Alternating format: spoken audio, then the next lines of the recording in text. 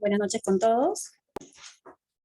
Empezamos entonces la clase, la última clase de Invierte P. Le doy pase, profesor, para que continuemos, para empezar la clase, perdón. Perfecto, estimada, muchas gracias. ¿Sí se me escucha?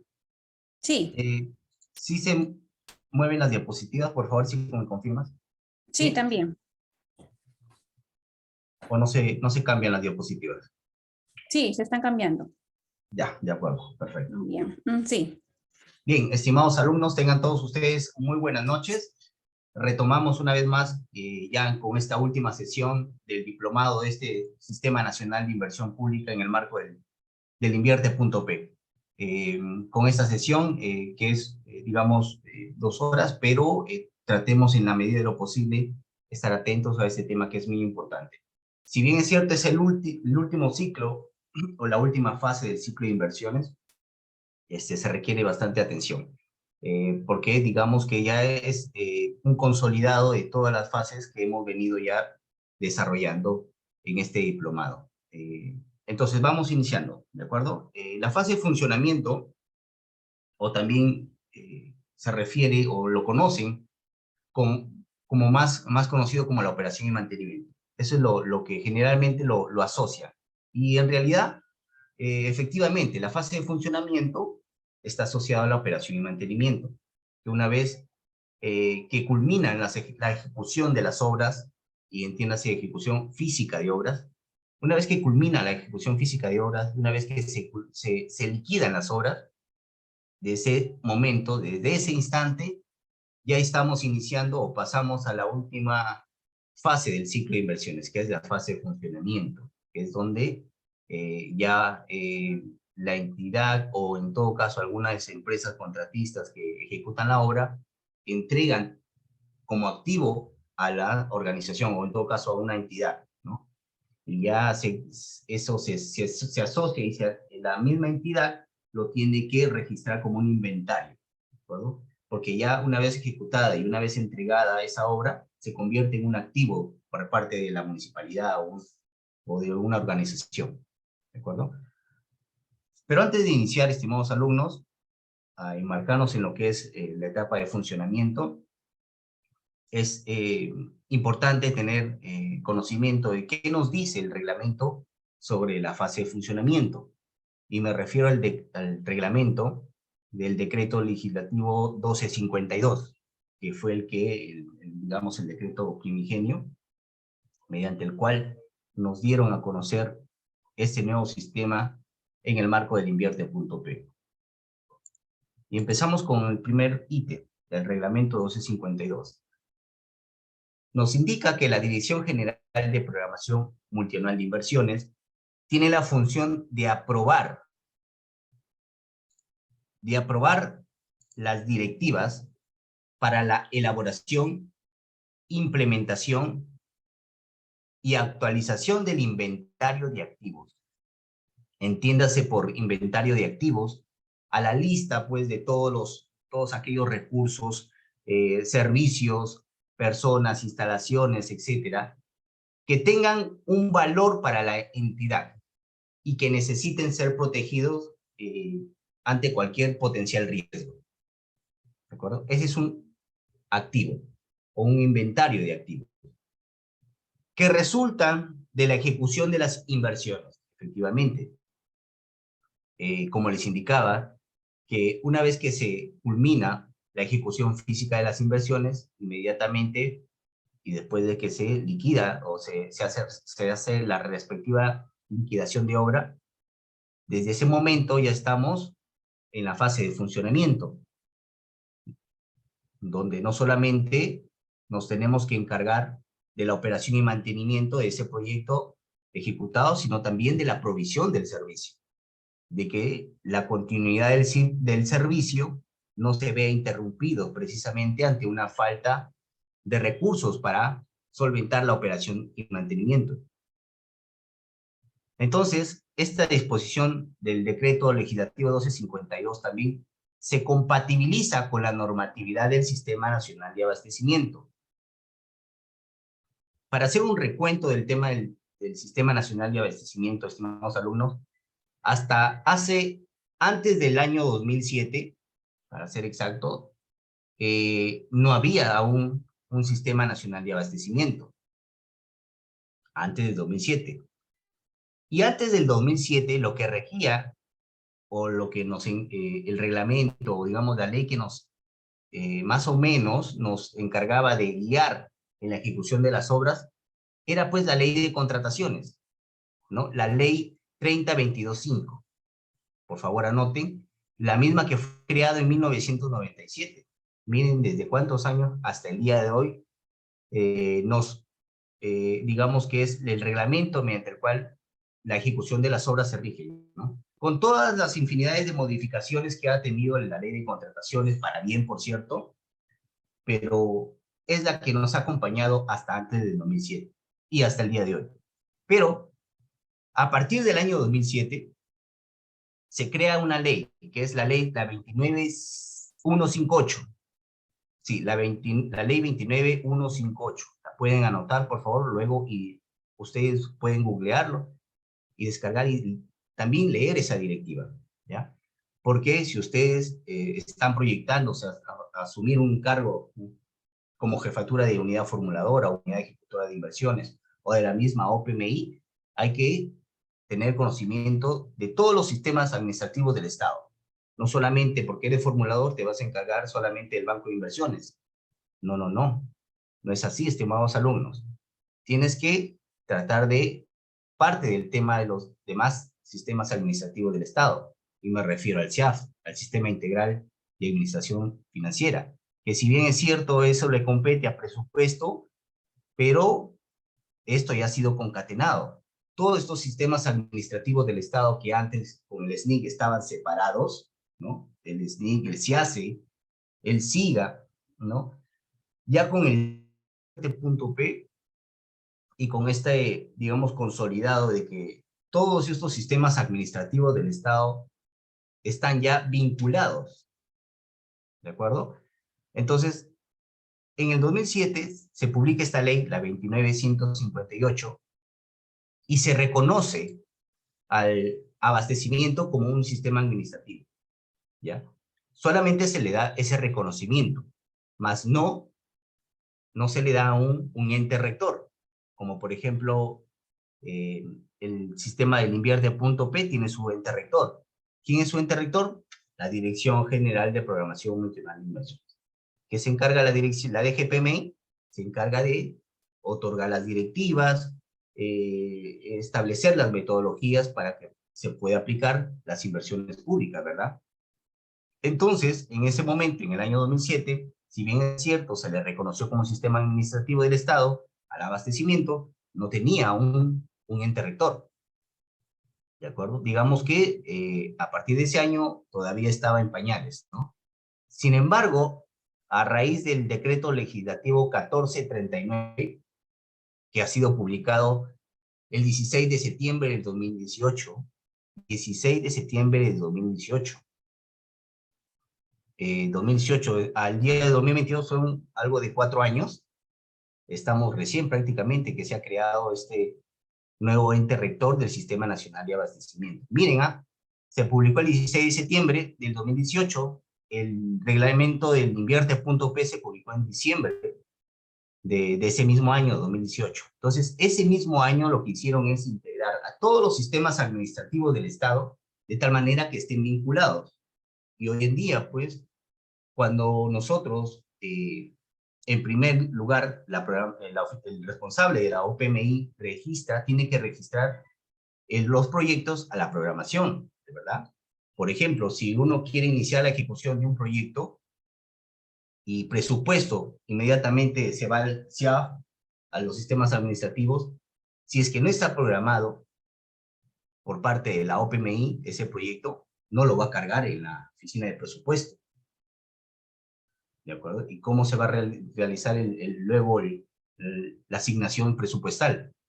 De igual manera, en abastecimiento, si ese proyecto no está registrado desde la programación multianual, el sistema nacional de abastecimiento no va a registrar ese proyecto para que se puedan realizar las compras. Recuerden que todos estos sistemas administrativos del Estado sirven de tal medida que se puedan garantizar las compras de manera eficiente y, sobre todo, resguardar los recursos públicos del Estado. Entonces, con este decreto legislativo 1439, del 16 de septiembre del 2018, se crea y ya se tiene un ente rector del Sistema Nacional de Abastecimiento. Es por ello que el reglamento del Invierte.P, el 1252, lo que hace es vincularlo ya, ¿de acuerdo? Entonces, ya tenemos ahí que el Invierte.P se compatibiliza, como lo dice aquí, en el artículo 8, numeral 8.2.5 del decreto 1252. Se compatibiliza con la normatividad del Sistema Nacional de Abastecimiento. Vamos con el siguiente. También, dentro de este decreto, la OPMI, la Oficina de Programación del Programa Multinacional de Inversión Sectorial, entiéndase por sectorial a los ministerios, ¿no? Es decir, sector educación, transporte, vivienda, transporte, etc. La OPMI sectorial tiene la función de solicitar información actualizada del estado situacional de los activos generados que se enmarquen en el ámbito de responsabilidad funcional ¿de quién? De las entidades titular de los activos o responsables de la provisión de los servicios. ¿Qué, José? ¿Cómo sí? Lo que pasa que, vamos a poner un ejemplo de la OPMI sectorial del Ministerio de Transporte, ¿de acuerdo? El Ministerio de Transporte, la OPMI sectorial, tiene la función de solicitar, por ejemplo, a Provías, ¿de acuerdo? Que está dentro de una unidad ejecutora del Ministerio de Transporte, ¿de acuerdo? Bien, OPMI sectorial de transporte, por favor, Provías, bríndame toda la información actualizada del estado situacional de los activos que tú hayas generado o que tengas ya después de haber ejecutado tus proyectos, ¿no? Que se marquen en su responsabilidad. Entonces, Provías inmediatamente tiene que hacer su inventario de activos. ¿De acuerdo? Su inventario de activos. ¿Y ese inventario de activos quién lo realiza? Lo realiza la oficina de programación, el responsable de OPMI, a través del formato número 10. Llena, hace su lista de activos, de qué proyectos ya tiene a disposición de la entidad. Entiéndase por activos aquellos proyectos que ya han sido culminados, ¿verdad? Que ya precisamente la empresa que ejecutó esa obra ya entregó toda esta obra a la entidad y efectivamente al entregarle esta obra a la entidad ya se convierte en un activo de la institución. Y esa lista lo tiene que realizar a solicitud de la oficina de la OPMI de los sectores. ¿Está bien? Entiéndase por la ETA, entidad titular de los activos. ¿Quiénes son generalmente las entidades titulares de los activos? Me refiero a las municipalidades de los gobiernos locales, provinciales o regionales. Y si también, o responsable de la provisión de los servicios. Un ejemplo de responsable de la provisión de servicios puede ser la Junta de Regante, ¿no? También en el caso de los proyectos de agua y alcantarillado, generalmente quien se encarga de la operación y mantenimiento son esa Junta de Regante, ¿no? A eso se refiere, no solamente hay un responsable de la entidad, sino también el responsable de la provisión de servicios, que son la... Perfecto. Entonces ya tenemos claro hasta ahí. Seguidamente,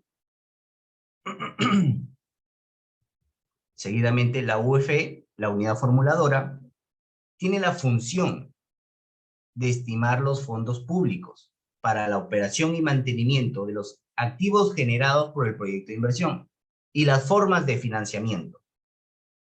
Es decir, el responsable de la unidad formuladora, por aquí,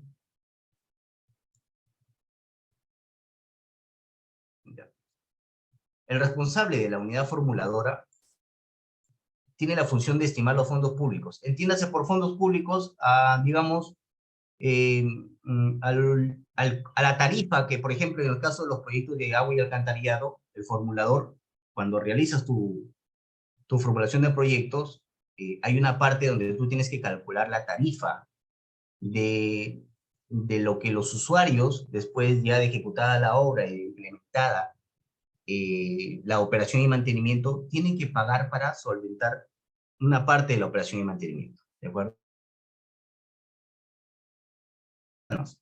O a los usuarios, que precisamente sale de calcular un costo de la tarifa de agua más el costo de agua potable. Sumado a estos dos costos, te sale una tarifa. Y esa tarifa es la que tú, como responsable de unidad formuladora, lo tienes que estimar, sustentar y sobre todo que esté incluido en tu proyecto. Por eso es que el decreto te indica ya que la UF tiene la función de estimar los fondos públicos para la operación y mantenimiento. Entonces, ya en la fórmula es esa tarifa estimada, pero la tienes, que es supuestamente ok en el caso de que se ejecute la obra, se puede utilizar para solventar los gastos de operación y mantenimiento. Perfecto. Y también nos indica que de los activos generados por el proyecto de inversión y las formas de financiamiento. A veces, no en todos los casos la municipalidad pues no se abastece en la operación y mantenimiento, ¿no? Evidentemente porque no tiene los recursos. En esos casos a veces la operación y mantenimiento se le da a la Junta de Regantes, ¿no? Entonces el formulador tiene que ver y estimar. Si la municipalidad está a falta de recursos, vamos, hay que darle la operación y mantenimiento que se encargue la Junta de Regantes. Entonces, ahí el formulador tiene que buscar la forma de financiamiento y también estipularlos en tu formulación de proyecto. ¿Perfecto? Entonces, a eso se refiere cuando debe estimar los fondos públicos de la operación y mantenimiento. También la operación y mantenimiento de los activos generados y la provisión de los servicios están a cargo de la entidad titular de los activos y los responsables de la provisión de servicios. Dichas entidades, el primero de ellos, programar, ejecutar y supervisar el mantenimiento de dichos activos. 2, contar con un inventario de activos, actualizado periódicamente, ¿de acuerdo? Y en esta fase se realiza la evaluación ex post, que de aquí vamos a ver toda esta materia que por cierto hay bastante material proporcionado por el Ministerio de Economía y Finanzas. Eso es con respecto a lo que nos indica respecto a la fase de funcionamiento del decreto 1252. Ahora, ¿qué nos habla la directiva número 001, la directiva matriz con la que nosotros trabajamos? ¿Qué nos dice respecto a la directiva o qué nos dice la directiva general sobre la fase de funcionamiento? La fase de funcionamiento comprende la operación y mantenimiento de los activos generados con la ejecución de la inversión. Como les indiqué, una vez que culmina la ejecución de obras de inversión y una vez que se hace la liquidación pertinente, desde ese momento ya pasa o da inicio a la siguiente y última etapa del ciclo de inversiones, que es la fase de funcionamiento. Y es ahí, en la fase de funcionamiento, donde viene a operar, valga la redundancia, la operación y mantenimiento de los activos que se han generado. ¿Con qué? Con la ejecución de la inversión. También la provisión de los servicios implementados con dicha inversión. ¿Cómo así, José? ¿A qué se refiere la provisión de servicios? Lo que pasa que no solamente la entidad se tiene que encargar de la operación y mantenimiento, sino que tiene que la entidad proveer, como dice acá, provisión de los servicios, es decir, que no se vea interrumpido el servicio. Por ejemplo, en el caso de agua y alcantarillado, se tiene que utilizar, digamos, galones de una solución para que pueda mejorar el desfogue de los canales, qué sé yo, ¿no? Entonces, a eso se refiere la provisión de los servicios implementados con dicha inversión. Se tiene que proveer todos esos materiales que se utilizan para la operación y mantenimiento. Y que evidentemente no se vea interrumpido esa operación y mantenimiento. También la fase de funcionamiento comprende las evaluaciones ex post. con el fin de obtener lecciones aprendidas y rendiciones de cuentas. Eso lo vamos a ver aquí en adelante. Entonces, la fase de funcionamiento se puede resumir o sintetizar en 3 puntos, precisamente los que les acabo de mencionar. Operación y mantenimiento, y las evaluaciones ex post. Esos 3 puntos son los que digamos que son los más relevantes en la fase de funcionamiento. Entidad responsable. Entidad titular de los activos o responsable de la provisión de los servicios. Un claro ejemplo son las municipalidades, como les mencioné. ¿Cuáles son sus funciones? Programar, ejecutar y supervisar las actividades mediante las cuales se garantiza la operación y mantenimiento de los activos generados con la ejecución de las inversiones. Pregunto, nosotros, todos los que estamos aquí presentes en la sesión, evidentemente todo donde vivimos siempre hay obra, ¿verdad? Pregunto, ¿las municipalidades se encargan de la operación y mantenimiento después de ejecutar una obra? ¿Cómo ven sus obras ustedes en su distrito? Ya sea donde estén, en Moquegua, en Tacna, en Arequipa, en Cajamarca, ¿no? ¿Cómo encuentran? Y yo he visto que en general siempre hay quejas, ¿no? Los parques en abandono, los parques necesitan mantenimiento, no recogen la basura, los paseos peatonales también descuidados, las carreteras con huecos que no reciben tampoco mantenimiento, ¿no? ¿Y a qué se debe? ¿A qué creen que se debe ustedes, amigos? ¿No? Y eso pasa en todas las municipalidades, ¿no? Es decir, no se abastece la municipalidad presupuestalmente para cubrir toda la operación y mantenimiento de todos sus activos que ellos tienen. La norma está específica, ¿no? Esa es una función de la entidad, que debe programar, ejecutar y supervisar las actividades, mediante las cuales garantiza la operación y mantenimiento. Pero lamentablemente eso no se cumple. No se cumple. ¿Y a qué debido a qué no se cumple? Pues al tema presupuestal, al tema de gestión también, ¿no? Es un tema de gestión. Hoy en día, el tema de gestión es lo que tiene que prevalecer también en el gobierno público. No solamente hacer un documento y solicitar que por favor me ayuden con la subvención de la operación y mantenimiento. Envías el documento, la solicitud, y ahí no lo vuelves a ver hasta que te acuerdas. La gestión en la gestión pública es importante. Hay que darle seguimiento a toda la documentación que ustedes tengan. Si tú envías un documento solicitando que te ayuden con la operación, o que te financien parte de la operación y mantenimiento, tienes que darle seguimiento a ese documento. No enviarlo y después, hasta que te acuerdes, revisar en qué estado se encuentra. No, eso es parte de la gestión que se debe realizar en la gestión pública. Entonces, es un tema ya presupuestal de que todas las entidades no se logren cubrir el tema de operación y mantenimiento. Pero la ley está, ¿no? También, dentro de la entidad responsable, se debe contar con un inventario de activos, lo que les indiqué, ¿no? Usando los formatos 11A para unidades productoras y el formato 11B para activos estratégicos. Entiéndase por unidad productora a los colegios, a las carreteras, ¿no? Es decir, a través del formato 11A vamos a identificar o hacer un inventario de todas las unidades, colegios, carreteras, hospitales, postas médicas, ¿qué más? Centros médicos, postas. Entonces, eso le compete al formato 11A. Y al formato número 11B es respecto a los activos estratégicos esenciales, como por ejemplo equipos, maquinarias, etc.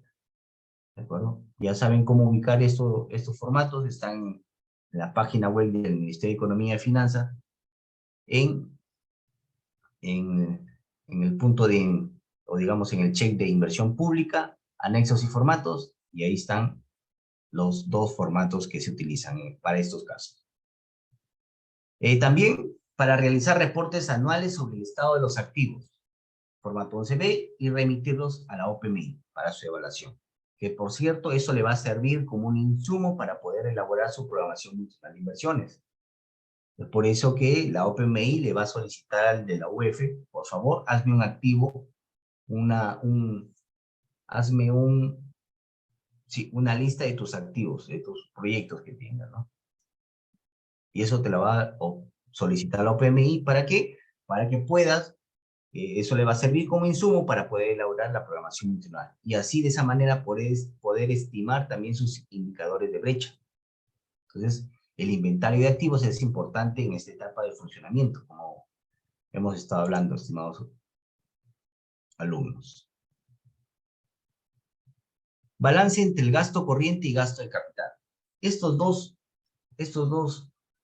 digamos, estos dos conceptos lo deben de saber diferenciar. Porque yo he encontrado cuando he asumido hasta el día de hoy en la jefatura de unidad formuladora, siempre como no saben diferenciar, por ejemplo, no elaboran sus términos de referencia para, por ejemplo, un estudio de preinversión o la elaboración de una ficha técnica y lo mandan solicitando a presupuesto, por favor, asignarle presupuesto para gasto corriente, por gasto corriente, la elaboración de este estudio de preinversión, ¿no? Y luego, después de 2 meses, hasta que le llegue ese documento al presupuesto luego lo eleva a su jefe, y todo ese trámite burocrático que siempre hay en nuestro sistema público, se dan cuenta de que ese proyecto no corresponde, ¿no? El estudio de una ficha técnica, el servicio para la elaboración de una ficha técnica simplificada o el servicio para elaborar un estudio de preinversión o un perfil, no compete realizar ese gasto o pagar a través de gasto corriente. No corresponde a gasto corriente, sino a gasto de capital, ¿no? Y siempre hay un problema donde ahí se pierde tiempo valioso. Hasta una semana se pierde. Y el tiempo en inversión pública hay que tratar de optimizar los tiempos para ser lo totalmente eficientes en el momento de gestionar nuestro proyecto de inversión. Como les indiqué, si podemos diferenciar entre gasto corriente y gasto de capital, vamos a enviar nuestro documento y hasta que pase todas las áreas y hasta que llegue a presupuesto y presupuesto identifica que no corresponde ese servicio por gasto corriente, sino por gasto de capital, lo que va a hacer el área de presupuesto es regresar nuevamente a gerencia general, de gerencia de presupuesto, el presupuesto nuevamente a la unidad ejecutora de inversiones, y si es que la UEF pertenece o depende a la unidad ejecutora de inversiones, vuelta a regresar. Entonces es un tiempo perdido hasta que pase la documentación. Entonces, ustedes, si quieren asumir este cargo de unidad formuladora o unidad ejecutora de inversiones o PMI, tenemos que diferenciar y muy claro, ¿de acuerdo? Gasto corriente y gasto de capital. Gastos corrientes, ¿ya?, son aquellos gastos no recuperables. ¿Cómo así, José? Son aquellos gastos que no va, la entidad una vez que los paga, ¿de acuerdo? Una vez que paga o hace efectivo a través de gasto corriente, ya no va a retornar a la entidad, ¿de acuerdo? Cosa contrario pasa con el gasto de capital. Pero primero vayamos enfocándonos en gastos corrientes. Gastos corrientes generalmente se utiliza por este concepto o por esta forma, las municipalidades o las entidades del gobierno realizan los pagos para sueldos por gasto corriente. Los salarios que todos digamos, los trabajadores CAS, los locadores, ¿por qué concepto se paga aquellos? Por el concepto de gasto corriente. Así también los bienes y servicios, para operar y mantener la continuidad de los servicios y no verse interrumpidos, ¿no? Por ejemplo, en una municipalidad provincial se malogran las puertas, digamos, de las oficinas. Inmediatamente, ¿de acuerdo? Mandamos, hacemos nuestros términos de referencia y contratamos a personas idóneas para que puedan reparar esas puertas. ¿Y cómo les vamos a realizar el pago? ¿Por gasto de capital o por gasto corriente? por gasto corriente, estimados alumnos. Miren acá, gasto corriente son sueldos, gasto corriente son bienes y servicios, bienes y servicios. El ejemplo que les he dicho es de servicios. Se malogra, por ejemplo, la puerta de la municipalidad, se malogra. Entonces, inmediatamente hay que contratar a alguien que repare la puerta principal. Entonces, ¿qué es lo que hacemos? Vamos, contratamos y pagamos por gasto corriente, no por gasto de capital. Incluso, eso está penado, que tú realices un gasto, por ejemplo, porque a veces hacen eso, ¿no? Como tienen más dinero en gasto corriente y gasto de capital no tienen nada, entonces lo que hacen ya, y ha pasado, ¿ah? En el caso de yo estaba asumiendo una unidad formuladora, hagamos el servicio de que un externo elabore un estudio de preinversión, listo, pero en gasto de capital no hay plata. Y te dicen, ¿dónde hay plata? En gasto corriente, ya, que lo paguen por ahí. Y los alcaldes desconocen de eso, pero para eso está el profesional que debe estar capacitado para poder diferenciarlo, ¿no? No, estimado alcalde, eso no corresponde pagar un estudio de preinversión por gasto corriente. Eso está penado. No puedes hacer eso. Te puede caer una sanción. ¿De acuerdo?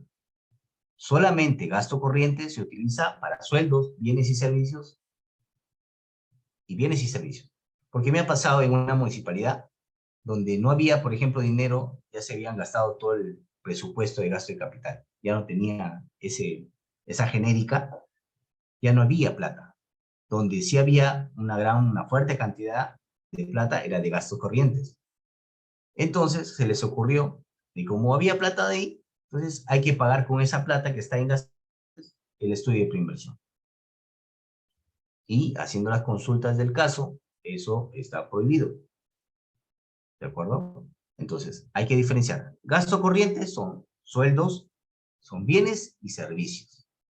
Bienes, el ejemplo que les he puesto de la puerta es en caso de servicios, ¿no? Contratas a alguien para que te pueda reparar y le haces el pago a través de gastos corrientes. Son servicios. Un ejemplo de bienes, por ejemplo, si acabaron las escobas para poder limpiar a todo el distrito. Si no hay escobas, ¿cómo vas a limpiar el distrito? Entonces, ya, no hay problema. Como hay dinero en la genérica o en este concepto de gasto corriente, como hay plata, entonces inmediatamente hacemos la contratación para comprar escobas. Y al contratista, ¿por qué concepto se le va a pagar? ¿De dónde va a salir la plata? De gasto, porque son bienes. Y si se dan cuenta, son gastos ya no recuperables, como les indiqué al inicio. Es decir, la entidad va a gastar por la compra de esas escobas, pero no va a tener ningún retorno. Por eso es que no son recuperables, ¿verdad? Entonces, a eso se enfoca gasto corriente. ¿De acuerdo, estimados alumnos? Gasto corriente, sueldos, gasto corriente, bienes, gasto corriente, servicios. Hasta ahí, claro, perfecto. Ahora vayamos al otro lado, que es el gasto de capital. Estimado José, ¿qué es el gasto de capital? ¿Cuándo yo sé qué corresponde a un gasto de capital? El gasto corriente ya lo tenemos claro, ¿verdad? Sueldos, bienes y servicios, se acabó. Gasto de capital, estimados alumnos, son gastos destinados al aumento de la producción. Es un concepto totalmente distinto, ¿eh? Gasto corriente, ¿cuál es el concepto? El gasto corriente, generalmente son para sueldos, bienes y servicios. Y ¿cuál es lo notorio en gastos corrientes? Es que no, estimados alumnos, no son recuperables. En cambio, en el gasto de capital, son gastos destinados al aumento de la producción. Aumento de la producción. Por ejemplo, aquí se aplica los estudios de preinversión, o si el alcalde, por ejemplo, quiere hacer un estudio o una ficha técnica simplificada que lo puede elaborar un externo, que se lo puede hacer. Entonces, hace el servicio, ¿y por qué medio le van a hacer el pago efectivo al contratista? A través de gasto de capital, ¿de acuerdo? ¿Por qué? Porque el estudio de preinversión o la ficha técnica como un insumo que va a servir ¿para qué? Para elaborar el expediente técnico. Y a su vez, el expediente técnico va a ser factible para poder ejecutar una obra de mayor magnitud. Entonces, ¿qué es lo que está haciendo ahí? Está capitalizando. Por eso es que el pago que se realiza para los estudios de preinversión y para las fichas técnicas se realiza a través de gasto de capital. Por favor, a todos y tal vez ustedes estén en la municipalidad ya trabajando, ¿no? Hay que saber cualquier cosa para que ustedes mismos no les engañen, ¿ya? Que siempre ha pasado eso, pero si uno sabe, en un momentito, a mí no me vas a engañar, ¿no?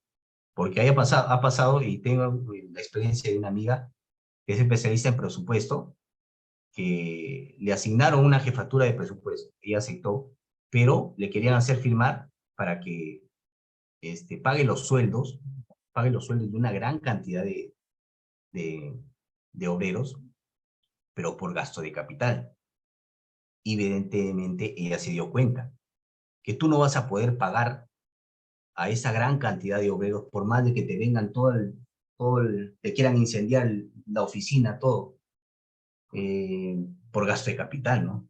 ¿Y por qué lo quieren hacer por gasto de capital? Pagar por ese medio, porque ahí hay plata. Gasto corriente, ya no tenían dinero. Entonces, todas las cosas, miren, y se ha dado, ¿ah? Así, es por eso que hay que saber diferenciar. Entonces, con el SNI creo que se le asignaba 10% del presupuesto de la entidad para gasto de capital. No sé si seguirá ahorita, pero voy a confirmar. Pero sí, con el SNI era el 10% del presupuesto que se le asignaba a la municipalidad, ¿ya? De ese presupuesto, de la aprobación, sí, de ese presupuesto, el 10% lo destinaban para gasto de capital. Y solamente ese 10% tenía la municipalidad para realizar este término de referencias, para elaborar estudios de preinversión, para elaborar expedientes técnicos también, ¿no? Entonces, estimados alumnos, el gasto de capital son los gastos destinados al aumento de la producción o al incremento del futuro patrimonio del Estado o de la entidad. Y está dirigido a actividades estratégicas para el desarrollo desarrollo nacional del Perú, ¿no? Todos estos gastos están dirigidos a actividades estratégicas. ¿Para qué? Para el desarrollo nacional. ¿De acuerdo? Entonces, estimados alumnos, ya tenemos claro la diferenciación que hay entre gasto corriente y gasto de capital. Gasto corriente, por favor, solamente se realiza el pago por gasto corriente para el tema de sueldos, bienes y servicios. Y gastos de capital para elaboración de perfiles, para la elaboración de expedientes técnicos, obras, bienes y servicios que capitaliza. ¿Qué capitaliza? Perfecto. Hasta ahí todo claro, estimados alumnos. Si hay una consulta, duda, por favor no duden. Pueden intervenir, pueden encender su micro, en todo caso pueden escribir en el chat. ¿De acuerdo? Y en la parte de abajo he puesto esta frase, ¿no? Que el criterio de sostenibilidad señala que se debe de garantizar que las inversiones cuya ejecución se programen cuenten con un futuro presupuesto para su operación y mantenimiento, procurando un adecuado balance entre los gastos corrientes y los gastos de capital futuro que demandará su funcionamiento. Estimados alumnos, ¿por qué creen que he puesto esta imagen que ustedes ven al frente, que es una balanza, y que por cierto está equilibrada, ¿verdad? Está equilibrada. ¿A qué me refiero esto? ¿Por qué esta balanza está equilibrada, estimados alumnos? ¿No? Como dice acá, se debe de garantizar que las inversiones cuya ejecución se programe, ojo, inversiones cuya ejecución se programe, cuenten con un futuro presupuesto para su operación y mantenimiento. Estimados alumnos, les pongo aquí un ejemplo, ¿ya? En una municipalidad, ¿ya?, ejecutan una obra de inversión y lo van a ejecutar, y toda esa ejecución de esa obra lo van a pagar por gasto de capital, evidentemente, es una obra. Entonces, como hay a veces las municipalidades, como tienen una gran cantidad de plata o dinero aquí en gastos de capital, ¿ya? En esta genérica, perdón, en este concepto de gasto de capital, tienen pues un buen presupuesto, ¿no? Entonces, como yo tengo un buen presupuesto en gastos de capital, hay que gastarlo. Hay que gastarlo. Si tengo dinero, ¿por qué no hay que construir colegios, postas médicas, carreteras, ¿no? ¿Qué haces? Por ejemplo, bastante dinero y comienzas a construir colegios, carreteras, pistas y veredas, ¿no? Te gastas toda la plata en gastos de capital que has tenido, ¿ya? Toda la plata te has gastado en proyectos, en construir colegios, pero aquí no te has dado cuenta en gastos corrientes. Te pregunto, cuando terminas de culminar esas obras que has gastado por gasto de capital, ¿ya? Después de culminado esas obras, estimados alumnos, ¿qué va a iniciar? Va a iniciar la operación y mantenimiento, ¿verdad? Es decir, que tienes que tener dinero ¿para qué? Para poder cubrir los gastos de operación y mantenimiento. ¿Y qué pasa si has terminado tus 5 o 7 proyectos de inversión y no tienes plata para asumir la operación y mantenimiento? La operación y mantenimiento se realiza por gasto corriente, ¿eh? La operación y mantenimiento se realiza por gasto corriente. O sea, aquí estamos frente a que en los gastos de capital, como se ha gastado todo el dinero, ha pasado a la parte a subir arriba y gasto de capital hacia abajo. O al contrario. Si gasto, sí. ¿Ve? Buenas noches. Una pequeña intervención, ¿me permite? Sí, adelante, mi estimado. Te Bueno, mi escucho. nombre es Jorge Guerra. Buenas noches a todos los participantes. Bueno, en realidad lo que quisiera es enfocar este tema en lo que pasa en la realidad, ¿no? Todos vemos que casi siempre, por decir siempre, la mayoría de los municipios, sobre todo los gobiernos locales, empiezan a hacer obras cada vez que ya está por terminar su mandato.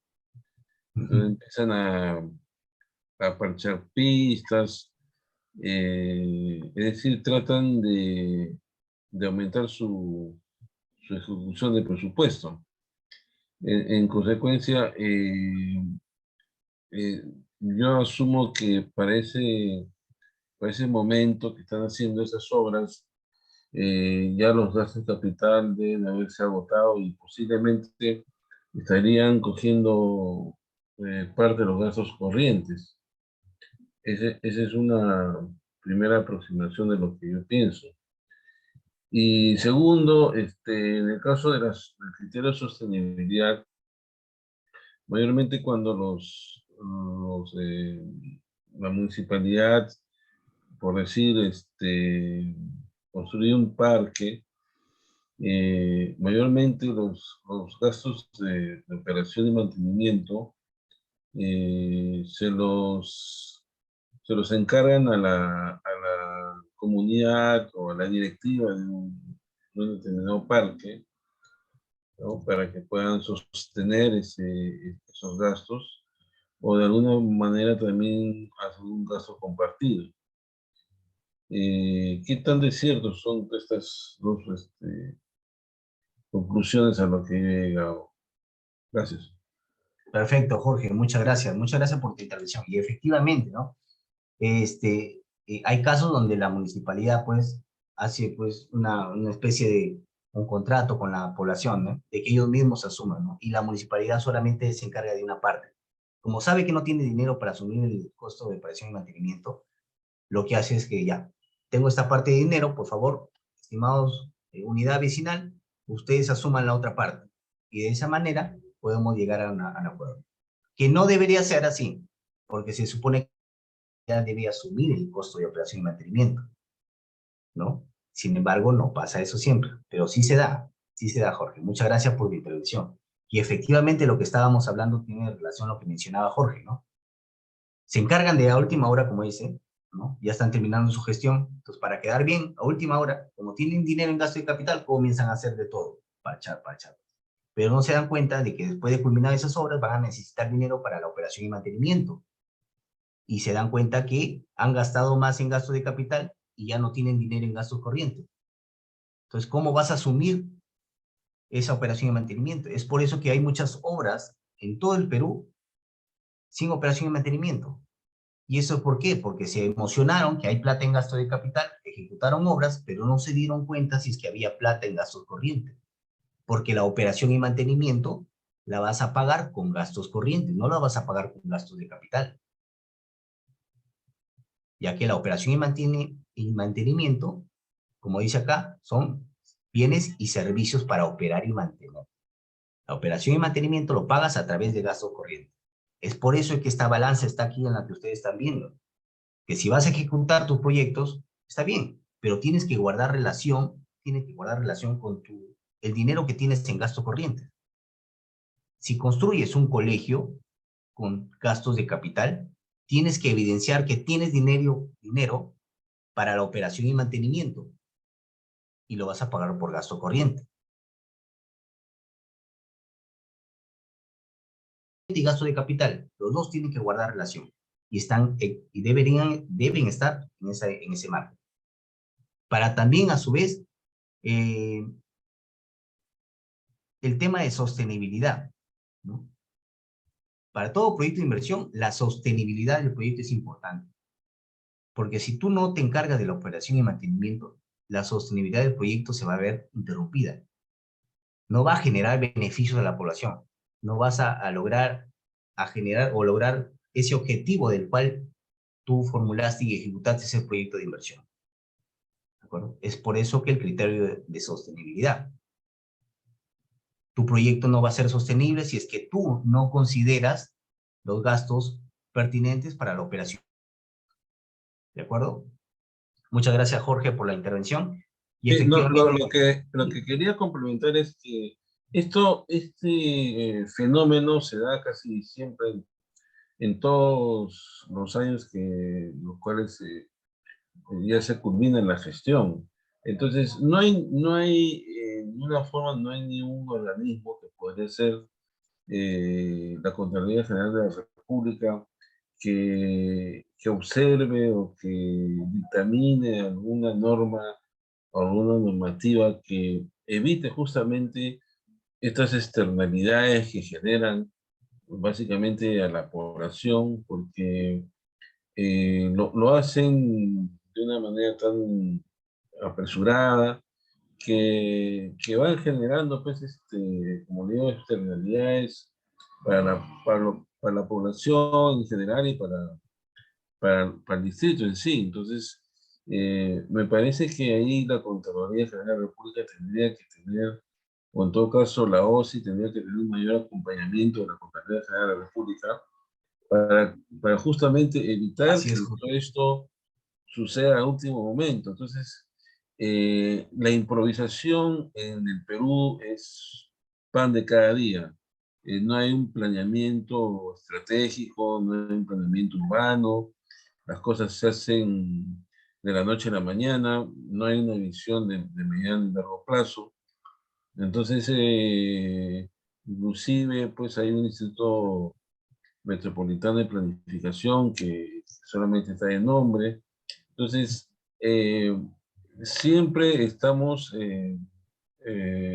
con estas perturbaciones a fin de cada gestión. Entonces, yo creo que ahí la Contraloría General de la República tendría que entrar con mayor fuerza, porque no es posible, pues, que todas estas gestiones hagan lo mismo cada vez que están por terminar.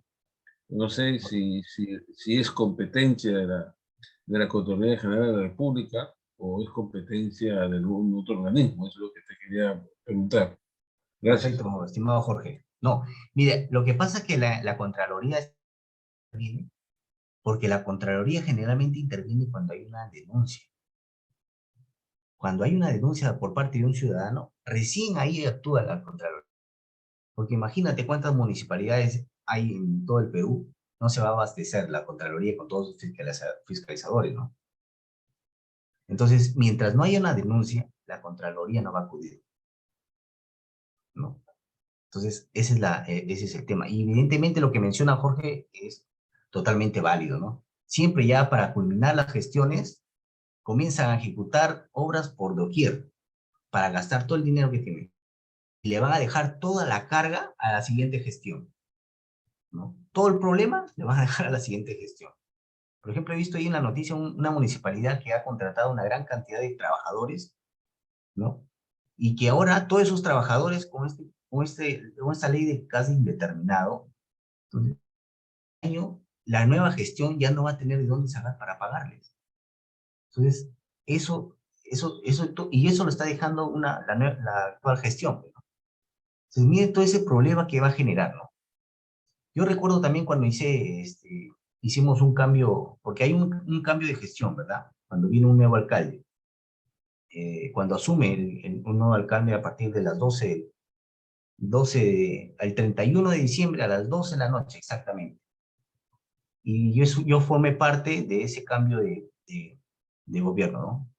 Tuvimos que estar exactamente hasta la 1, porque hasta las 12:59 tenía que estar la antigua gestión y la actual gestión. ¿Para qué? Para que la antigua gestión, la saliente, tiene que entregar las llaves de la entidad y todo el aparato y de que efectivamente el nuevo alcalde verifique in incito con con el alcalde saliente que todos los documentos están en la entidad, que los perfiles no se hayan robado, ¿no? Entonces, ese cambio de gestiones, eh, he participado y una vez que hemos evaluado toda la documentación, pudimos detectar que efectivamente nos dejaban una gran cantidad de obras por operación y mantenimiento que la municipalidad no se va a lograr abastecer por cubrir, ¿no? Entonces, efectivamente lo que menciona Jorge, pues, ¿no? Y lamentablemente la Contraloría solo acude cuando hay una denuncia. Mientras no hay una denuncia, la Contraloría su presencia es como un fantasma, ¿no? Vamos, estimados alumnos, eso respecto a los gastos de corrientes y gastos de capital, ¿de acuerdo? Entonces ya sabemos diferenciar muy bien ahí en esos dos conceptos. Ahora pasemos al modelo de momentos para la evaluación ex post, que es precisamente el tema de que nos convoca hoy. Y esto está estipulado en el artículo 42 de la Directiva General. Y una de ellas nos indica que la evaluación ex post es un examen sistémico e independiente. Sistémico porque evidentemente se va a regir en base a una metodología que nos va a plasmar el Ministerio de Economía y Finanzas a través de la Dirección Multinacional de Inversiones, la DGPMI, ¿no? Pues por ello que se le llama sistémico, porque se rige en base a una normativa y a los parámetros que nos brinda la DGPMI. Así también, la evaluación ex post es un examen independiente. ¿Qué quiere decir eso independiente? Que no necesitamos de una área en específico para que nos apruebe esta evaluación. Nosotros mismos elaboramos esta evaluación para determinar cuáles son las lecciones aprendidas y que nos van a servir a futuro poder corregir algunos inconvenientes o algunos defectos que hayamos encontrado o analizado en la fase de formulación. Entonces, la evaluación ex post es un examen sistemático e independiente, ¿de acuerdo? 2. El fin de las evaluaciones ex post es determinar que la eficiencia,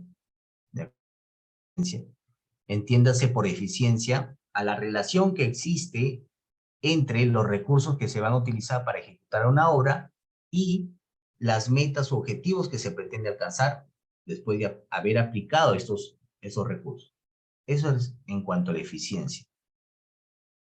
El fin de las evaluaciones ex post es determinar la eficiencia y también es determinar la eficacia. Entiéndase por eficacia al punto de que si nosotros tenemos una meta, por ejemplo, de construir 2 proyectos de inversión en un mes y la cumplimos, quiere decir que nosotros estamos siendo eficaces. ¿De acuerdo? Esa es la diferencia entre eficiencia y eficacia. En la eficacia logramos un objetivo sin tomar en cuenta el tiempo que hemos invertido para construir y sin tomar en cuenta el costo que se ha utilizado para llegar a cumplir eso respecto a la eficacia. El fin de las evaluaciones ex post es determinar también el impacto. Vamos por aquí ya. El impacto de las obras de inversión. Ese es el fin de las evaluaciones ex post. Determinar el impacto. Que hasta el día de hoy no se realiza, ¿no? Lamentablemente. Pero hay bastante material que nos indica que nosotros, o el fin de las evaluaciones ex post, es determinar el impacto de las obras. Cuando uno termina de ejecutar la obra, ¿no? Y después ya de haberse pasado 2 años o 3 años, evidentemente hay un impacto. Y hay un impacto antes de la obra y un impacto después de la obra, ¿no? Hay un impacto antes de la obra, ¿por qué? Porque en la remoción, al momento que van, en el caso de un proyecto de pistas y veredas, ¿no? Un impacto antes de la obra es que cuando remueven las tierras, eso va a generar un polvo, ¿verdad? Genera una gran cantidad de polvo y unas pequeñas partículas que se van a impregnar en nuestras casas y eso nos va a generar un problema respiratorio, ¿verdad? Eso, como indicaba mi estimado Jorge, es una externalidad negativa. Una externalidad negativa, porque los proyectos de inversión generan una externalidad negativa y una externalidad positiva. Para el ejemplo que le estoy mostrando, que le estoy indicando, determinar el impacto, ¿no? Es determinar antes y después. ¿Y cuál sería un ejemplo de una externalidad positiva después de haberse ejecutado una obra? Una vez que se construye ustedes han visto, ustedes mismos pueden percibir, ¿no? Cuando se termina de culminar un proyecto de una pistas y veredas, después de pasado un año van a ver, por ejemplo, que han abierto una tienda al frente, han visualizado que en la esquina se ha aperturado una nueva pollería, por ejemplo, ¿no? E incluso en las mismas casas se va a valorizar su negocio. ¿Por qué? Porque el ambiente es distinto, ¿no? Estás generando la obra de inversión, el impacto de esa obra de inversión, el impacto positivo, y llámese un impacto de externalidad positiva, ha generado a que se valorice más los predios donde se ha ejecutado esa obra. ¿De acuerdo? Entonces, miren que el fin de las evaluaciones ex post es determinar el impacto antes y después. Después, todos conocemos cuál es. Claro que hay ejemplos donde se han ejecutado las obras y después de 2 años, las obras están peor que como estaban antes, ¿no? Llenos de basura. Y a veces es un tema aparte, ¿no? Pero ese es un tema de evaluación ex post, porque eso es lo que se pretende con las evaluaciones ex post. Determinar si efectivamente, después de ejecutadas las obras, ha generado ese beneficio que habías contemplado en tu proyecto declarado viable, o no lo ha generado. Y ahí estoy seguro que varios de los que estamos aquí presentes en esta sesión han visualizado y están pues indignados de algunas obras en sus distritos, en sus provincias, en sus caseríos, que no les ha generado un beneficio, ¿no? Ese es un impacto negativo, una externalidad negativa que puede generar, ¿no? Entonces, ese es el fin de las evaluaciones ex post, es determinar el impacto. También, el fin de las evaluaciones ex post es determinar la sostenibilidad y relevancia de la inversión después de haber culminado con la ejecución física e iniciada la fase de funcionamiento. Como les indiqué, estimados alumnos, una vez que culmina la ejecución física de los proyectos de inversión y se haya culminado con la liquidación de la obra, inicia inmediatamente la fase de funcionamiento. ¿De acuerdo? También el artículo 42 de la Directiva General nos indica que el objetivo principal es revelar buenas prácticas y lecciones aprendidas y de esta forma mejorar pues la calidad de inversión. Es decir, el objetivo principal es revelar buenas prácticas y lecciones aprendidas en el ciclo de inversiones. ¿Qué se refiere al ciclo de inversiones?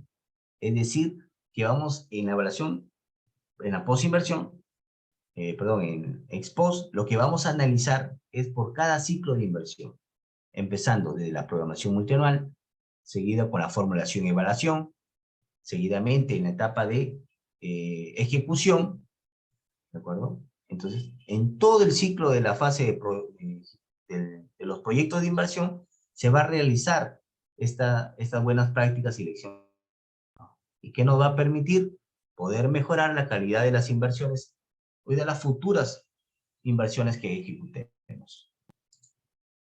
Seguidamente tenemos que el artículo 42 de la Directiva General también nos indica que el objetivo específico es verificar el cumplimiento de productos, resultados e impactos de inversión, considerando su contribución al cierre de brecha. Efectivamente, como les indicaba, todas estas evaluaciones ex post también va a ser o sirve como insumo para la OPMI. ¿Para qué? Para que pueda elaborar sus indicadores de brecha, ¿no? 5. Es la aplicación gradual. Es decir, las evaluaciones ex post es de aplicación gradual y comprende los siguientes momentos. Y hay 4 momentos en las evaluaciones ex post. Uno de ellos, el primero, es la evaluación ex post de corto plazo. ¿Ya? Y aquí en esta evaluación de ex post de corto plazo se utilizan los criterios de pertinencia, eficiencia y sostenibilidad. En esta evaluación ex post de corto plazo, en el primero, ¿ya? Se realiza de manera inmediata. De manera inmediata al inicio de la fase de funcionamiento. Es decir, una vez que culmina la ejecución física de la inversión, y ahí inmediatamente pasas a la fase de funcionamiento, ¿verdad? Y una vez que pasas a la fase de funcionamiento, inmediatamente tienes la opción de poder elaborar la evaluación ex post de corto plazo. Y tienes, desde que se inicia la etapa de funcionamiento, tienes un plazo de hasta 6 meses para elaborar la evaluación ex post de corto plazo. Un plazo de 6 meses. Y aquí, en esta evaluación ex post, se analiza la eficiencia en tiempos, en costos y metas físicas de los activos creados. Y vamos a dar una casuística respecto a esta evaluación ex post, ¿de acuerdo? Entonces, en la evaluación ex post, por favor, tener todo claro que son 6 meses. Solo tienes el plazo para evaluación ex post de corto plazo de 6 meses. Ahora, ustedes se preguntarán, ¿pero por qué 6 meses? ¿Por qué la DGPMI nos ha contemplado 6 meses? Lo que pasa, estimados alumnos, que una vez que culmina la ejecución física, lo que se pretende con esos 6 meses es aprovechar al máximo toda la información que tengamos de manera inmediata y primigenia. Es decir, tenemos que aprovechar la experiencia de la ejecución física que recientemente se ha ejecutado. Entonces tenemos que tener información para realizar nuestra evaluación ex post a corto plazo. Es por ello que nos han puesto como plazo 6 meses, porque tenemos que aprovechar la experiencia que se ha ejecutado la evaluación física de los proyectos de inversión y aprovechar también la información primaria que tenemos de la fase de programación, de la fase de evaluación y formulación y de la experiencia, ¿no? Entonces, es por eso que la evaluación de ex post de corto plazo, ¿ya?, son hasta 6 meses.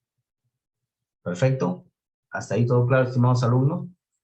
Y también, ¿cómo realizo en la evaluación ex post de corto plazo el informe? ¿Cómo realizo? El informe lo realiza, ¿quién es el responsable de elaborar esta evaluación ex post de corto plazo? Lo realiza el responsable de la Oficina de Programación Multianual de Inversiones, la OPMI. ¿De acuerdo? Entonces, el informe de evaluación ex post de corto plazo para proyectos de inversión y para las IOR también se utiliza la evaluación ex post de corto plazo, tanto para proyectos de inversión como las IOR. Ahora, ustedes se preguntarán, pero ¿y cómo empiezo? ¿Cómo inicio? ¿No? ¿Desde dónde arranco? ¿Cuándo comienzo? Para ello está el anexo número 12, estimados alumnos. Anexo número 12. ¿Dónde lo descargan? misma página del Ministerio de Economía y Finanzas, en su check de inversión pública, ¿de acuerdo? En su check de inversión pública, y nos vamos a anexos y formatos, y descargamos el anexo número 12, que es el anexo número 12, corresponde a los contenidos mínimos para la evaluación ex post de inversiones. ¿De acuerdo? Anexo número 12. Seguidamente tenemos el siguiente momento. La DGPMI lo ha llamado así. Son 4 momentos para las evaluaciones 4. El seguimiento, por segundo, nos el seguimiento ex post. Y el seguimiento ex post, lo que se analiza aquí es el criterio de sostenibilidad. ¿Ya? La pregunta es, ¿cuándo realizamos esta evaluación ex post, de seguimiento ex post? Durante el primer y segundo año después de haberse iniciado la fase de funcionamiento. Una vez que termine la fase de ejecución, inicia la fase de funcionamiento. Desde ahí contabiliza 1 a 2 años. Desde el primer y segundo año corresponde hacer una evaluación de seguimiento ex post. ¿Perfecto? ¿Y qué analiza aquí en el seguimiento ex post? Lo que analiza es el cumplimiento de las condiciones y compromisos, ¿ya?, referidos a la operación y mantenimiento del proyecto. Perfecto, hasta ahí todo claro, estimados alumnos. En tercer lugar tenemos a la evaluación ex post de mediano plazo. La evaluación de mediano plazo. Aquí sí se utiliza los 5 criterios, que más adelante vamos a revisar cada uno. ¿Ya? Los 5 criterios, que es pertinencia, eficiencia, eficacia, impacto y sostenibilidad. ¿Ya? Estos como un indicador que nos va a traer a colación de qué manera estamos siendo eficientes o eficaces después de ejecutada la obra, evidentemente, ¿no? O el impacto que está generando. Perfecto. Entonces, en esta etapa, en este momento de la evaluación ex post de mediano plazo, se analiza principalmente la eficacia del logro del objetivo del proyecto de inversión. ¿De acuerdo? Entonces, eso es con respecto a la evaluación ex post de mediano plazo. Y el cuarto momento, no por ello si es el último, no es el menos importante, es la evaluación ex post de largo plazo. Aquí se utilizan los criterios de pertinencia, sostenibilidad, eficiencia e impacto. En esta evaluación ex post de largo plazo, ¿ya?, se realiza a partir del quinto año. ¿Ya? Olvidé decirles que la evaluación ex post de mediano plazo se realiza entre los 3 a 5 años. ¿Ya? La evaluación ex post de mediano plazo se realiza entre los 3 a 5 años. Y la evaluación ex post de largo plazo se realiza después del quinto año de haberse iniciado la fase de funcionamiento. ¿De acuerdo? Aquí en la evaluación ex post de largo plazo lo que mide es el efecto causal directamente atribuible a un proyecto de inversión. Atribuible a un proyecto de inversión. ¿De acuerdo? Entonces, esos son los 4 momentos de las evaluaciones ex post. Vamos a ver una casuística también respecto a ello, ¿ya? A continuación les muestro un gráfico a manera de resumen, ¿no? Aplicación de las evaluaciones ex post dentro de la fase de funcionamiento. Fase del ciclo de inversión. Programación multianual de inversiones. Y aquí están los 4 momentos que les he explicado, ¿no? Empezamos con la evaluación ex ante, seguimiento. La evaluación ex ante es generalmente los estudios de formulación y evaluación, ¿de acuerdo? El seguimiento, que se realiza en la fase de ejecución. Y en la fase de funcionamiento ya están los 4 momentos, que se dividen en estos tiempos, ¿no? La post de corto plazo, ¿cuál es el tiempo que tenemos para realizar la evaluación ex post de corto plazo? Son 6 meses. 0.5, la mitad de un año, ¿ya? 6 meses. ¿De acuerdo?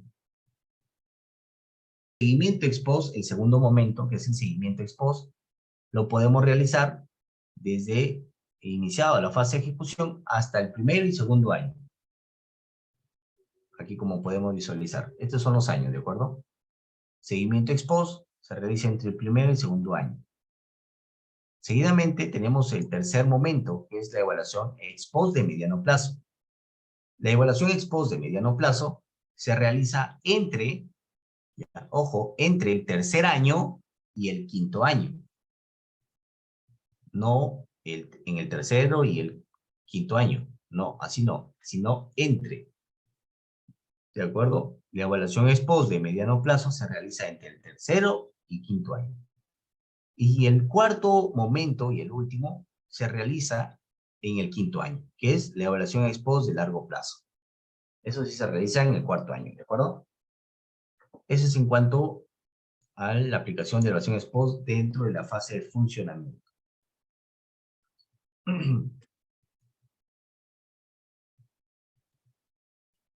La OPMI elabora la evaluación ex post de acuerdo a los contenidos mínimos del anexo número 12. Ya saben, pues, a ver, vamos a ver. Voy a dejar de compartir. Voy a compartir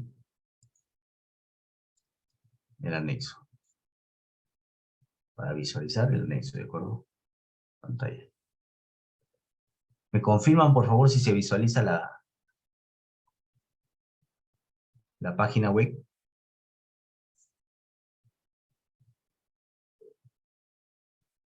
Bien, vamos a ir al anexo número 12. Este anexo de acá, que es los contenidos mínimos para la evaluación ex post de inversiones. ¿Ya? Y este anexo se va a utilizar tanto para los 4 momentos. Para la de corto plazo, para la de seguimiento ex post, para la de mediano plazo y para la de largo plazo.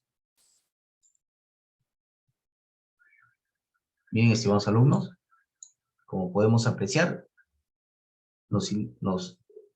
hay puntos donde tenemos que realizar las evaluaciones, ¿no? Evaluación ex post de corto plazo. Nos brinda algunas indicaciones de cómo elaborar, ¿no? Y los ítems que debemos de seguir. Pero el resumen ejecutivo, resumen del proyecto de inversión, metodología utilizada, el proceso de ejecución, evaluación de eficiencia, actualización del análisis de sostenibilidad, lecciones aprendidas y recomendaciones, y referencia de información y anexos.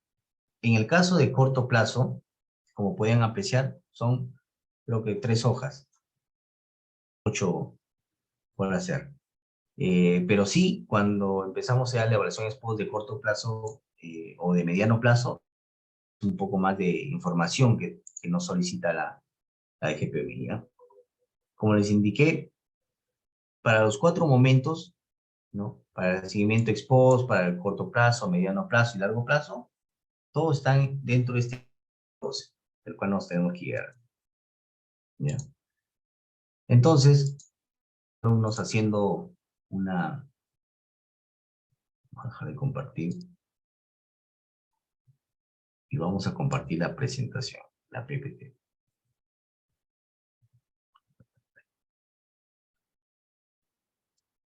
Bien. Haciendo una mea culpa, estimados.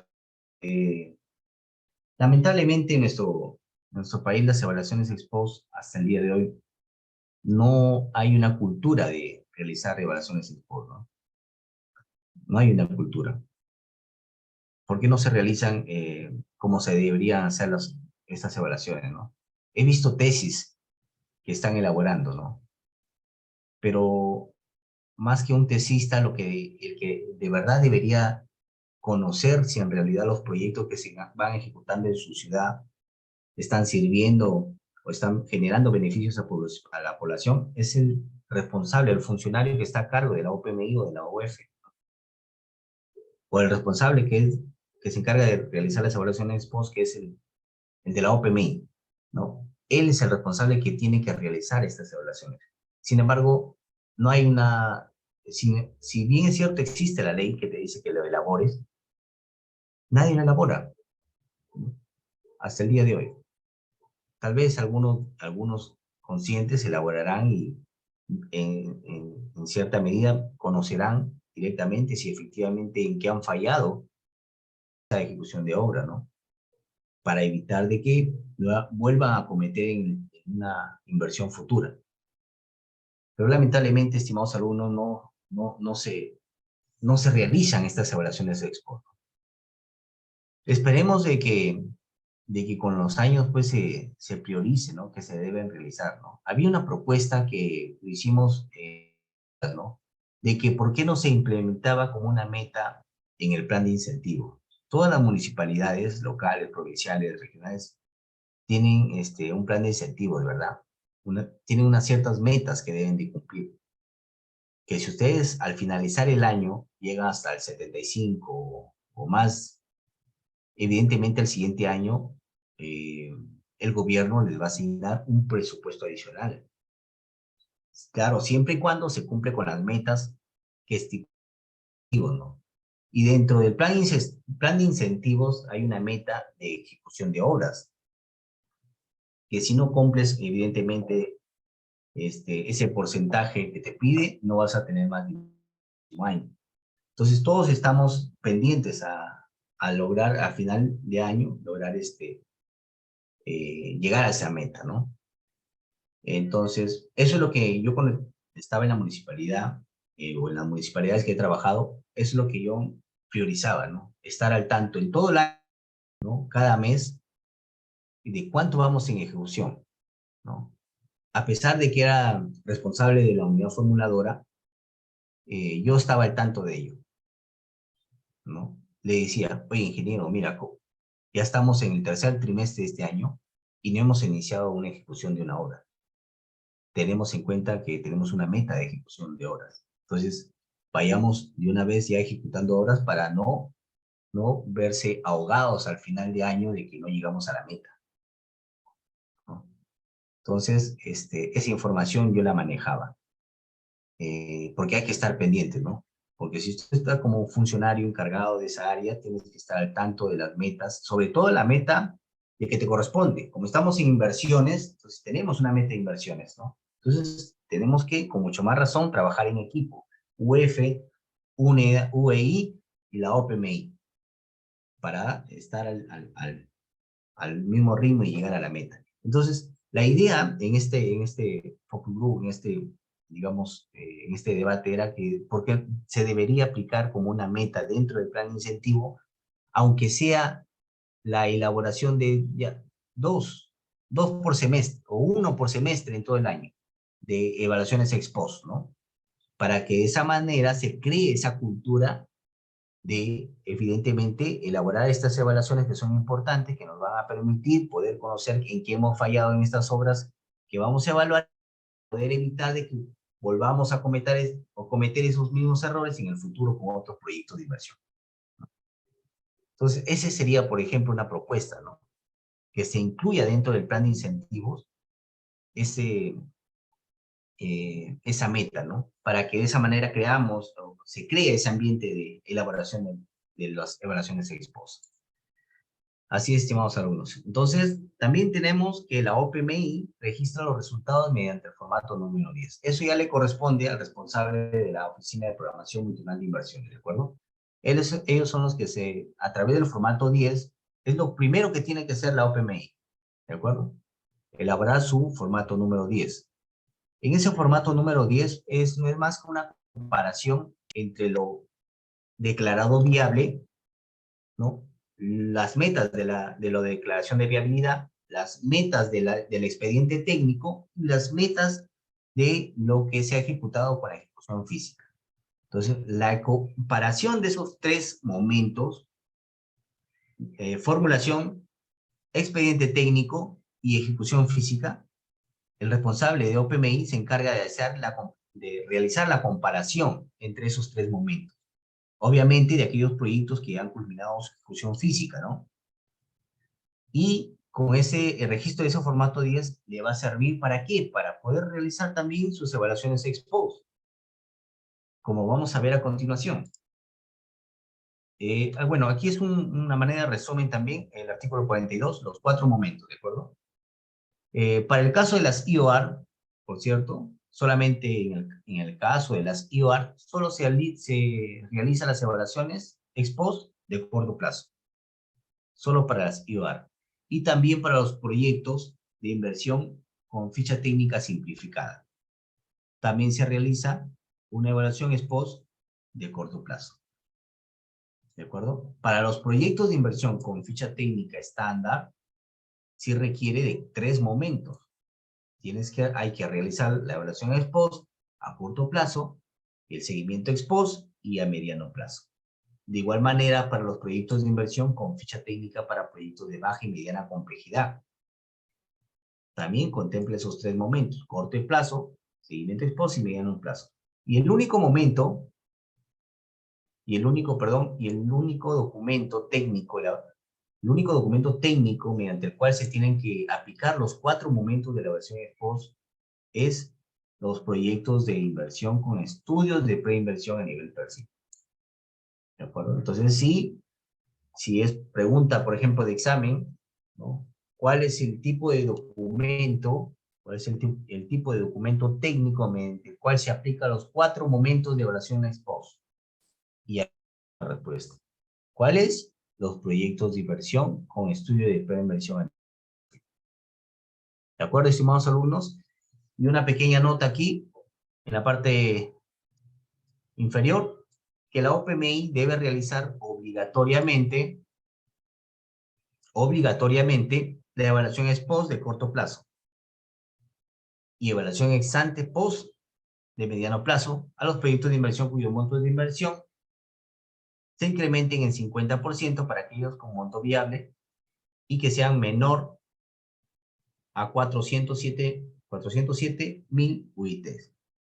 ¿De acuerdo? Lo mismo para el caso de que se incrementen en 20% y que sean mayores o iguales a 407.000 UIT. Eso para el caso de la OPMI. Estos son los criterios de evaluación ex post, mediante el cual se utiliza para poder realizar las evaluaciones ex post en los 4 momentos, ¿no? Los criterios. El primero de ellos es la pertinencia, que es la medida en que los objetivos de un proyecto de inversión son coherentes con el cierre de brechas prioritarias y establecidas en la programación multianual de inversiones, acorde con los objetivos estratégicos institucionales de desarrollo nacional, sectorial, regional y local, y con las necesidades de los beneficiarios. La eficiencia, medida en que los insumos, mano de obra, tiempo, etcétera, se han convertido en activos que conforman la unidad productora. Entiéndase, aquí hay que la evaluación de eficiencia y pertinencia se realiza en los proyectos de inversión e IOR. En el caso de las IOR, estimados alumnos, se considera como output solo a los activos. Output quiere decir la salida de los activos, ¿de acuerdo? Y eficacia, medida en que se lograron o se espera lograr con los objetivos del proyecto de inversión. Es decir, la provisión del servicio. Impacto, lo que les estaba explicando, ¿no? Cambios de largo plazo, positivos y negativos, o las externalidades negativas o positivas, como nos comentaba Jorge, el estimado Jorge, los cuales estén asociados a los fines indirectos y al fin último del proyecto de inversión. Aquí, si se dan cuenta, esto viene ya del árbol, ¿verdad? El árbol de causas y efectos, el árbol de problemas, que habíamos visto en una sesión pasada. Y la sostenibilidad, evidentemente, ¿no? Que son los criterios que forman parte de los criterios de evaluación ex post. Bien, amigos, aquí les he traído una casuística para elaborar una evaluación ex post de corto plazo, solo de corto plazo, ¿de acuerdo? Caso de saneamiento Puquina, aplicación, proceso de la evaluación ex post de corto plazo, ¿no? ¿Cuál es el objetivo central de este proyecto de inversión? Fue el de mejorar las condiciones de vida de los pobladores de la localidad de Puquina, ampliando las redes de agua potable y el sistema de alcantarillado, garantizando así la calidad y la continuidad del servicio de agua potable y alcantarillado. La OPMI es la Municipalidad de Puquina. Y acá hay otro criterio, que el proyecto de inversión fue formulado y por una entidad prestadora de servicios, EMAPA, que es una empresa contratista, ¿de acuerdo? Es un particular, no lo ha ejecutado la misma entidad, sino una empresa prestadora de servicios llamada EMAPA, que es un contratista. Entonces, lo primero que tiene que ser el responsable de OPMI, ¿de acuerdo? Lo primero que tiene que realizar de la OPMI es, en primer lugar, registrar la información en el formato número 10. Tiene que llenar ese formato número 10, donde nos va a mostrar indicadores de variación, indicadores de eficiencia, los cuales nos van a permitir poder estimar algunos puntos de que nos permitan conocer cuál es parte de la evaluación a corto plazo. Entonces, leamos aquí lo que dice que la OPMI responsable de la inversión deberá revisar lo que les indicaba y analizar dicha información, y de encontrarse inconsistencias, va a tener que efectivamente corroborar las mismas, aprovechando de que recién se ha ejecutado las inversiones, la ejecución física. Por eso es que dentro de la evaluación ex post de corto plazo, el plazo es hasta 6 meses. Es decir, que está fresquecito nomás que se ha ejecutado la obra, ¿verdad? Entonces, inmediatamente la OPMI llena ese formato número 10. Si es que le falta una información o está en blanco, inmediatamente corre con el contratista para que le brinde esa información, ¿no? Es por eso que el de corto plazo tiene que ser de manera inmediata, porque la información está fresca ahí. No es que recién se ha culminado la ejecución física de inversión. Entonces, toda esa información le va a servir como insumo a la OPMI para poder elaborar efectivamente su formato 10. Las incorporaciones o modificaciones de registros en el formato número 10, registro para elaboración ex post de inversiones, proceden en los casos que se encuentren debidamente sustentados por el documento fuente y de origen. Evidentemente, cuando se entrega la obra, hay un cuaderno de obra, ¿verdad? Que lo firma tanto el responsable, el supervisor, que a su vez funge de notario, algo así, de que evidentemente se está ejecutando lo que está estipulado en el expediente técnico, ¿no? Entonces, ese formato número 10, estimados alumnos, ¿quién lo elabora? Lo elabora la OPMI. ¿Y para qué elabora ese formato número 10? Para realizar la evaluación ex post de corto plazo. Ahora vamos a hacer un análisis de variaciones. ¿Ya? Una vez que hayamos llenado ese formato número 10, vamos a hacer algunas preguntas, ¿no? Y hay un cuestionario que ya está estipulado, está establecido, que nos va a servir, ¿de acuerdo? Y eso está dentro de la guía para la elaboración de ex post, ¿de acuerdo?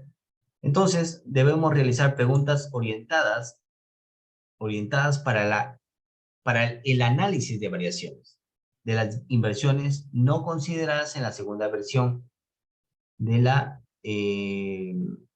evaluación ex post de corto plazo. Pregunta: ¿los activos generados por la inversión se ejecutaron en términos de las mismas metas físicas y calidad previstos? Los activos generados por la inversión se ejecutaron evidentemente en términos de los mismos metas físicas y calidad previstas. Esa pregunta se tiene que hacer el responsable de la OPMI. Y evidentemente, después de revisar la información, la OPMI realiza la interpretación de los resultados. Realizar la interpretación de los resultados en base a la comparación entre las metas físicas, costos y plazos de ejecución previstos con respecto a los reales, mediante el formato número 10, vamos a verificar y conocer si efectivamente la ejecución de esa obra de inversión ha sido en términos de eficiente y eficaz para el bienestar de la población o para el cumplimiento del objetivo de esos proyectos, ¿no? Y aquí hay una de estas preguntas. Esto ya forma parte de ese formato número 10, por si acaso, ¿ya? Y vamos contestando esta encuesta, ¿no? Por ejemplo, los activos generados por la inversión se ejecutaron en términos de las mismas metas físicas y calidad previstos. Para este ejemplo que hemos creído conveniente poner los estimados alumnos, le he puesto que no. ¿Ya? Le he puesto que no. Frente a la pregunta, los activos generados por la inversión se ejecutaron en términos de las mismas metas físicas y calidad previstos, yo le he puesto para este ejemplo no. ¿Y cuál es el sustento? Debido a que ha habido modificaciones de los requerimientos mínimos de ingeniería pendientes, ¿no? Ejecutado cosas que no estaban contemplados en, por ejemplo, en lo declarado viable. Entonces, por eso que yo le he puesto que no está cumpliendo con eso. Seguidamente, la siguiente pregunta de este cuestionario, que es una parte, porque hay más preguntitas, para este ejemplo he puesto 2, dice lo siguiente. ¿La inversión se ejecutó con los plazos previstos? En caso de ser positiva la respuesta de la pregunta anterior, ¿qué factores contribuyeron? Y en caso de ser negativa la respuesta, ¿cuáles fueron las causas? Para este ejemplo, frente a la pregunta, ¿la inversión se ejecutó con los plazos previstos? Yo le he puesto que no. ¿Y por qué no se en los plazos previstos? Debido pues a la inexperiencia de la empresa prestadora denominada o llamada EMAPA, ¿no? EMAPA realizó la formulación y ejecución de esta obra, pero desconocía de la formulación del proyecto. Entonces, al no cumplir con los plazos, quiere decir que elaboró una mal formulación de proyectos, hizo mal su cronograma de ejecución física de obras también, ¿no? Entonces, yo le he puesto que no. Inexperiencia de la empresa contratista. Perfecto. Ahora sí, procedemos con el análisis de eficiencia. ¿De acuerdo? Ojo que estamos en el caso de evaluación ex post para corto plazo. ¿Ah? Toda esta información se va a trasladar a los contenidos mínimos que visualizamos, que era el número 12, ¿verdad? Y ahí vamos vaciando toda esta información que les estoy mostrando. Vamos a realizar un análisis de eficiencia, ¿ya? Un análisis de eficiencia, y se va a analizar la eficiencia en metas físicas, ¿ya? Eficiencia en metas físicas, plazos y costos de la inversión, desde 3 perspectivas comparables. Cuando la inversión obtiene, es decir, vamos a comparar todas las acciones cuando se declaró viable, vamos a comparar las acciones cuando se declaró o se aprobó el expediente técnico, vamos a ver las metas físicas que se ejecutan en la ejecución del proyecto. Entonces, en base a esos tres momentos, hay que llamarlo así, ¿no? Viabilidad, expediente técnico y ejecución. Vamos a comparar si efectivamente lo declarado viable, ¿no? Las acciones o las metas declarado viable tienen concordancia con el expediente técnico. Y a su vez, la ejecución de ese proyecto, las acciones de la ejecución de ese proyecto, tiene concordancia con lo estipulado en el expediente técnico. Como podemos apreciar aquí, en este formato número 10, que ya está llenado, ¿no? Este es un ejemplo de un formato número 10 que ya está llenado. Como podemos apreciar, vamos a ver acciones y metas físicas. Y lo vamos a comparar, como podemos visualizar aquí, la viabilidad. Estas son todas las metas, ¿ya? De lo declarado viable del proyecto. Seguidamente, estas son todas las metas de lo aprobado con el expediente técnico. Y seguidamente, la siguiente y última columna, todas estas metas son de lo que se ha ejecutado la obra. ¿De acuerdo? Entonces vamos a medir, vamos a aplicar una fórmula que es simple, pero es muy en el momento de interpretar, porque nos da una conclusión fehaciente si evidentemente la idea de haber ejecutado esa obra es alta, media o baja. Vamos a llegar a esa conclusión. Entonces, lo que vamos a hacer, estimados alumnos, es, aquí como indica, la eficiencia de metas físicas fue calculada en base al número de conexiones de agua potable y alcantarillado. Agua potable y alcantarillado. Vamos a empezar con el primero, eficiencia en metas físicas. eficiencia en metafísica. ¿De acuerdo? Vamos a comparar el expediente técnico respecto. El expediente técnico, acá está, la columna de expediente técnico, este monto, 830 más 528. Conexiones domiciliarias y el de agua potable, ¿verdad? Sumamos 830 más 528 y eso lo vamos a dividir respecto a la viabilidad, que es 849 más 653. De la división, como podemos acá visualizar, de estos dos, nos arroja un número, un ratio. ¿Cuánto es? 0.90. Ah, perfecto. Hasta ahí, lo dejamos ahí. Vamos a proceder con otra forma. Vamos a comparar lo ejecutado, aquí en esta columna, respecto a la viabilidad, o sea, respecto a las acciones de acá.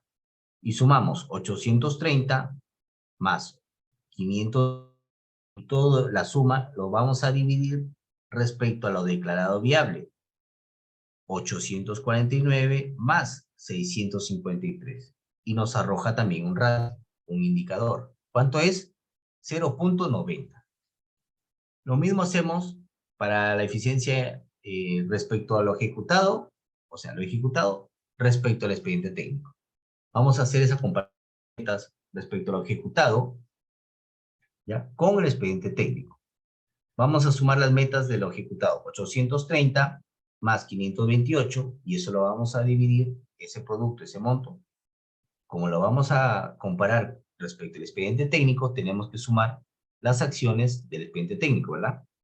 830 más 528, y nos arroja este dato. ¿Cuánto nos arroja? Un 1. Entonces, estimados alumnos, ya tenemos estos ratios, estos numeritos. Tenemos que el primero nos ha salido 0.90, el segundo 0.90, el último 1. ¿Qué podemos interpretar respecto a esos numeritos? Ustedes se preguntarán, José, pero ¿para qué me salieron esos números? ¿Para qué me va a servir? Esos números, estimados alumnos, nos dan una buena información, ¿ya? Por ejemplo, el primero, 0.90, nos indica que la eficiencia de ese proyecto, en cuanto a la metafísica, ha sido eficiente. Es decir, si comparamos el expediente técnico, acá está el expediente técnico, miren, ¿cuánto fue la acción? 830. Respecto a la viabilidad, ¿cuánto habían declarado la acción? 849. O sea, la diferencia no es mucho, ¿no? O sea, en el expediente técnico fue menos de lo que se había declarado viable. Estas son las conexiones domiciliarias. En la declaratoria de viabilidad se consignó 849 conexiones domiciliarias y en el expediente técnico se consignó menos. ¿Ya? Pero está dentro de ese rango. No hay tanta dispersión como, por ejemplo, si hubiese sido el caso de que en lo declarado viable había consignado 849 conexiones domiciliarias y en el expediente técnico, ponte que se hayan visto 3.000 conexiones domiciliarias. Imagínense la diferencia, que hay abismal, ¿verdad?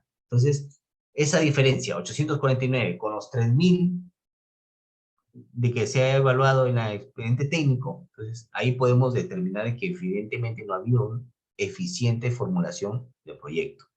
Pero en este caso, como nos arroja 0.90, y cuanto más cerca esté ese numerito al 1, quiere decir que es altamente eficiente esa obra, ¿de acuerdo?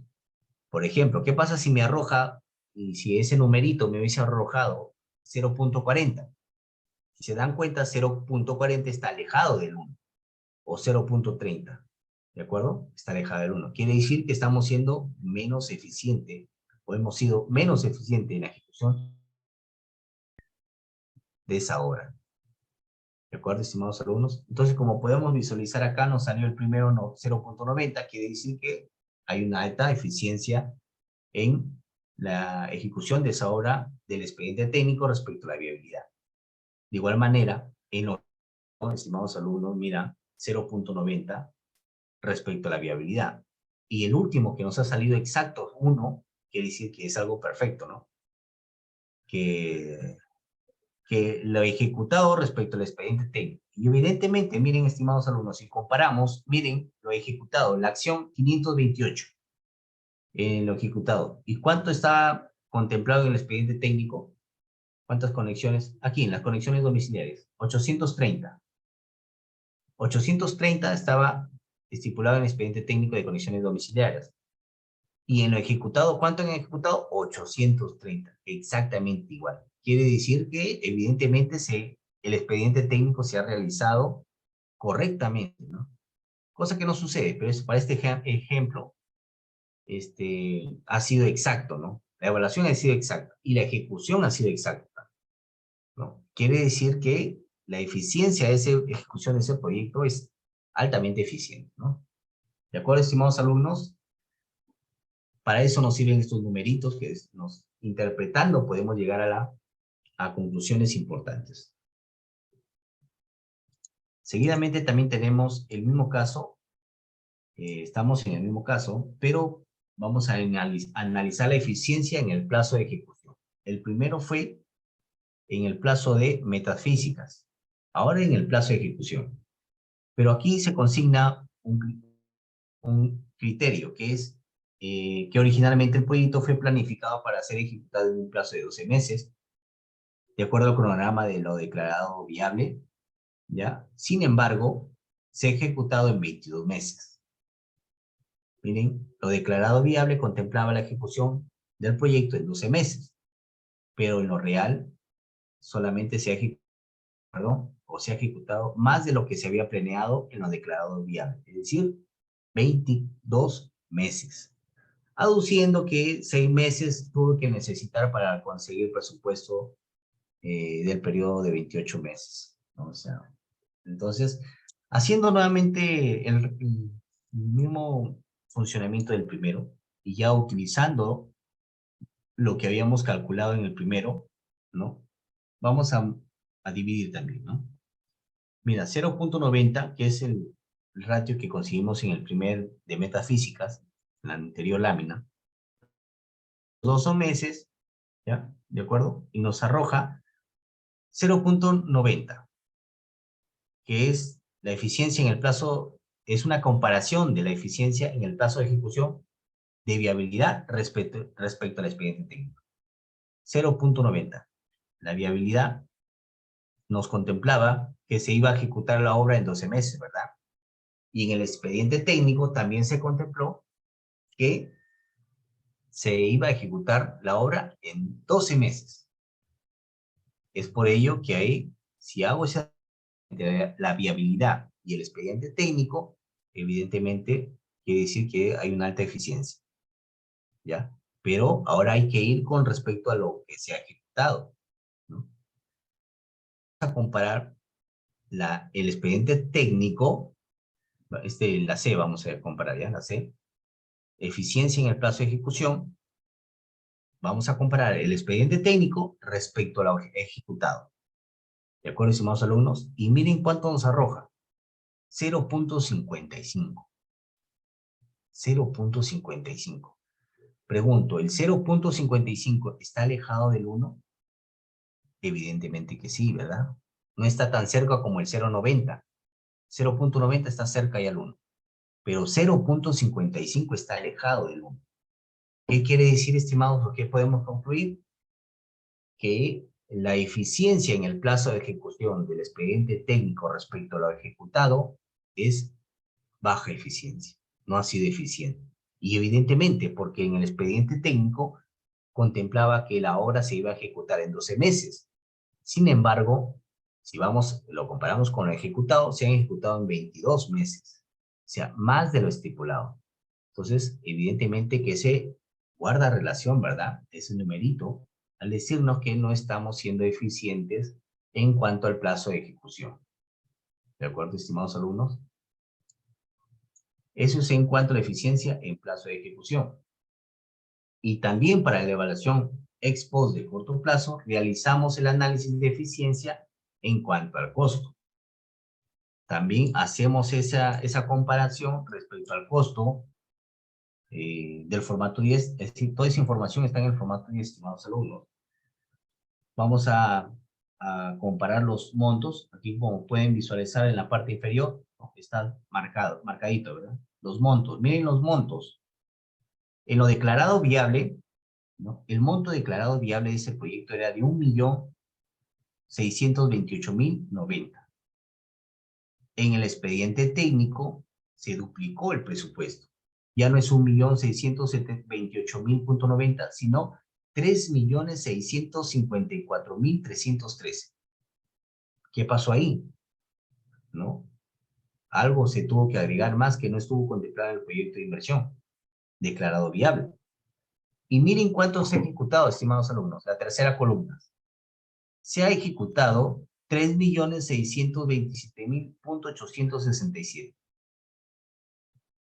Como pueden visualizar, menos de lo que estaba estipulado en el expediente técnico. Y si hacemos esa comparación, ¿ya?, para determinar la eficiencia en el costo de este proyecto de inversión, vamos a ver cuánto nos arroja, ¿ya? Vamos a irnos aquí de frente a la eficiencia en el costo, ¿ya? Vamos a comprar el primero, el de la A, ¿ya? El de la viabilidad respecto al expediente técnico. Como pueden visualizar, el monto de la viabilidad respecto al expediente técnico, ¿cuánto nos arroja? Miren el numerito, 0.40, estimados alumnos. 0.40. Está totalmente alejado del 1. ¿Qué quiere decir, estimados alumnos? Que la eficiencia en el costo de viabilidad respecto al expediente técnico es malísima, es no estamos siendo eficientes. Ven, estimados alumnos, cómo podemos con esta evaluación ex post identificar si en los tres momentos, viabilidad, expediente técnico y no estamos siendo eficientes. Evidentemente, si comenzamos a visualizar el monto de inversión en lo declarado viable, es de 1.628.000, y en el expediente técnico es casi el doble. Entonces no estamos siendo eficientes en la formulación, por ejemplo, ¿no? Por eso es que nos arroja una eficiencia de 0.40. Ahora, si nos vamos al punto C, de eficiencia en el costo, pero haciendo ya una comparación entre el expediente técnico y lo ejecutado, miren cuánto nos arroja. 1.01. Quiere decir que estamos frente a una alta eficiencia en el costo de este proyecto de inversión. ¿Y cómo así, estimado José?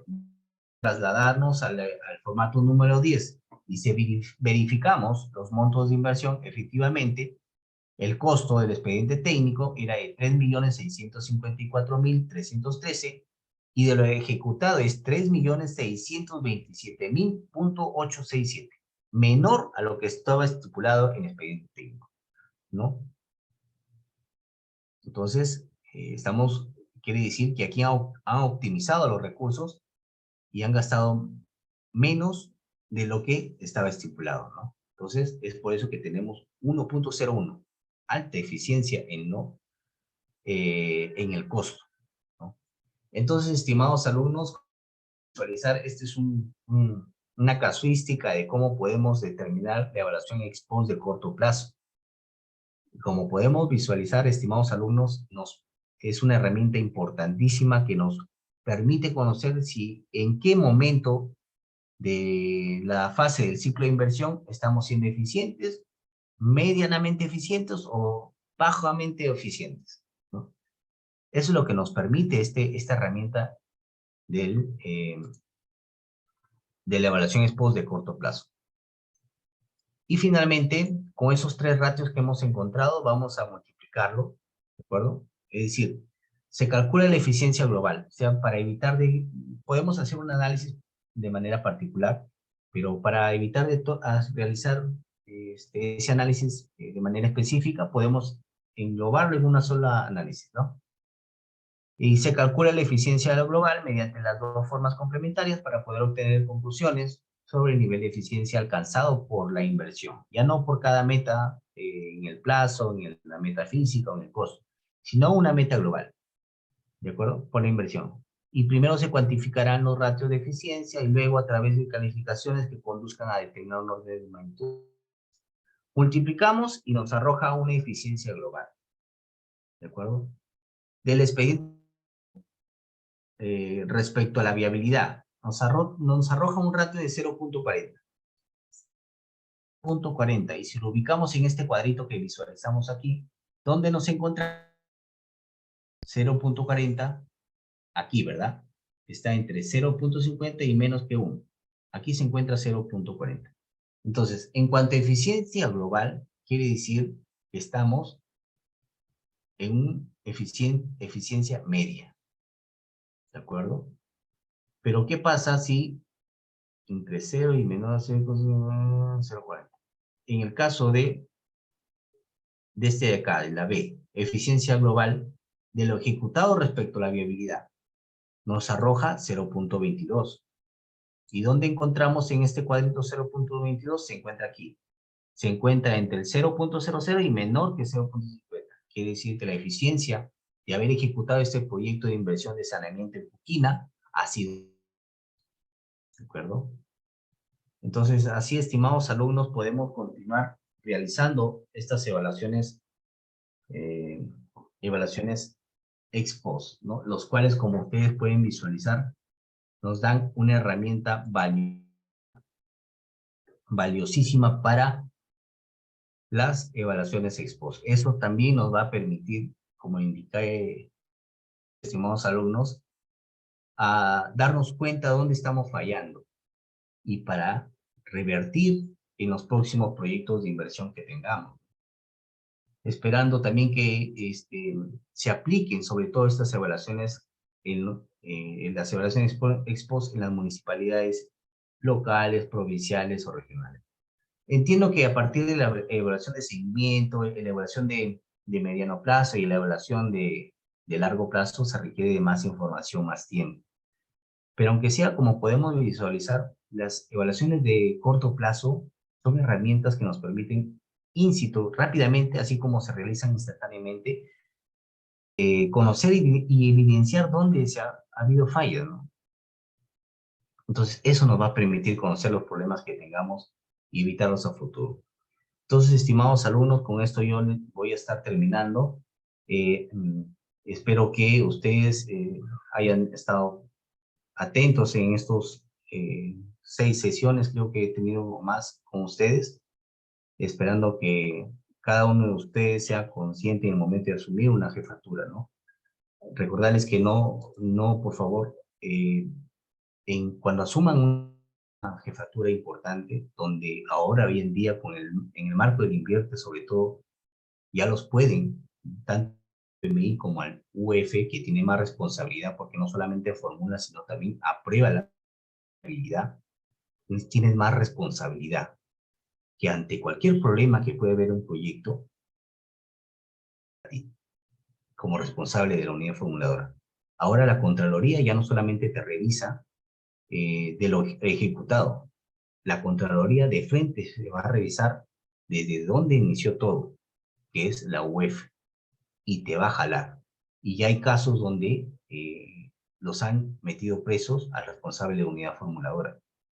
Y creo que algunos de ustedes no me dejará mentir, conoce de casos, y he visto casos que han salido en la televisión también, que los han metido preso al responsable y jefe de unidad formuladora.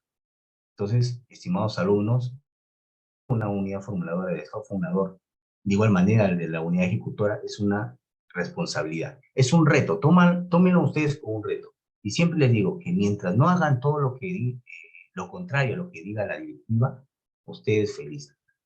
¿De acuerdo? Siempre, por favor, siempre leyendo la directiva número 01. Y por favor, nunca hagan cosas más de lo que les permite el sistema del Banco de Inversiones. Si el sistema de Banco de Inversiones te permite hacer cosas que no están en la directiva, no lo hagas. Es un sistema. El sistema te puede permitir hacer cualquier cosa, estimados alumnos.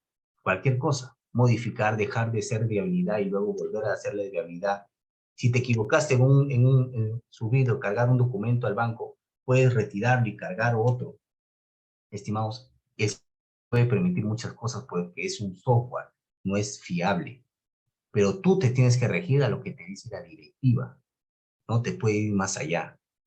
Si el sistema te dice puede cerrar y la directiva te dice que no lo debe cerrar, ¿por qué lo vas a hacer?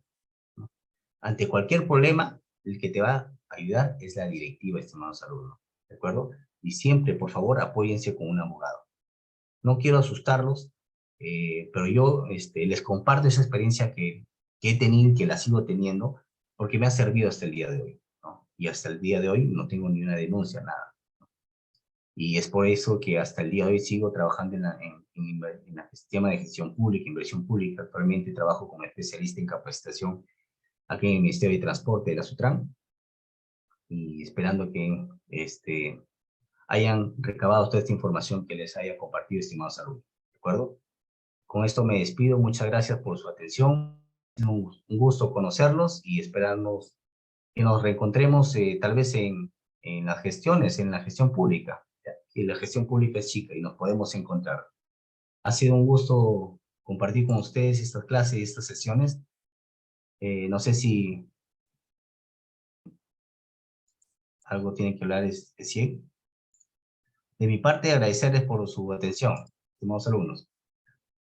Perfecto, estimado Tito, muchas gracias. Ancash, muchas gracias por tu participación. Estimado Jorge, también muchas gracias por tu participación. Nos estamos reencontrando. Muchas gracias. Gracias, profesor, gracias. No, a ustedes, muchas gracias. Hasta luego.